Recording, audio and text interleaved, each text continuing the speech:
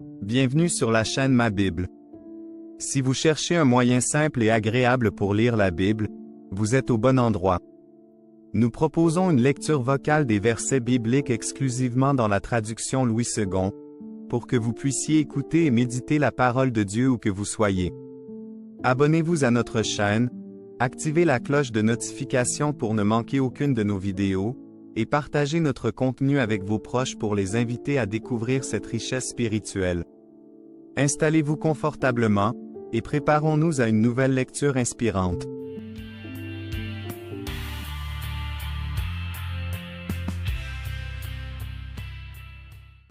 Aujourd'hui nous allons lire tous les versets de Genèse 2 verset 1.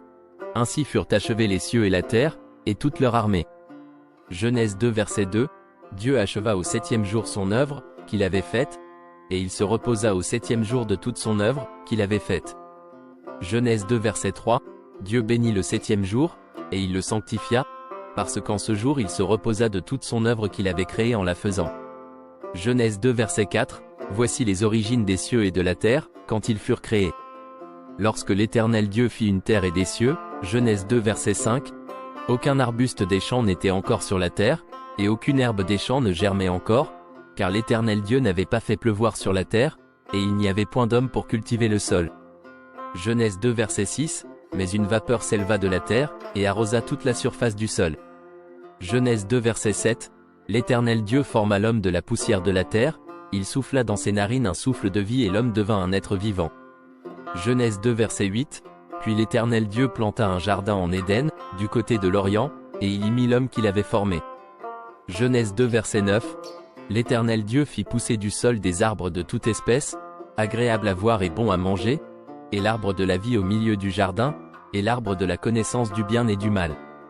Genèse 2 verset 10, un fleuve sortait d'Éden pour arroser le jardin, et de là il se divisait en 4 bras. Genèse 2 verset 11, le nom du premier est Pichon. C'est celui qui entoure tout le pays de Havila, où se trouve l'or. Genèse 2 verset 12, l'or de ce pays est pur. On y trouve aussi le bédélium et la pierre d'onyx. Genèse 2 verset 13, le nom du second fleuve est Gihon. C'est celui qui entoure tout le pays de Couche. Genèse 2 verset 14, le nom du troisième est Hidékel. C'est celui qui coule à l'orient de la Syrie. Le quatrième fleuve, c'est l'Euphrate. 5 Genèse 2 verset 15, l'Éternel Dieu prit l'homme, et le plaça dans le jardin d'Éden pour le cultiver et pour le garder. Genèse 2 verset 16, l'Éternel Dieu donna cet ordre à l'homme. Tu pourras manger de tous les arbres du jardin. Genèse 2 verset 17, mais tu ne mangeras pas de l'arbre de la connaissance du bien et du mal, car le jour où tu en mangeras, tu mourras. Genèse 2 verset 18, l'Éternel Dieu dit, il n'est pas bon que l'homme soit seul. Je lui ferai une aide semblable à lui.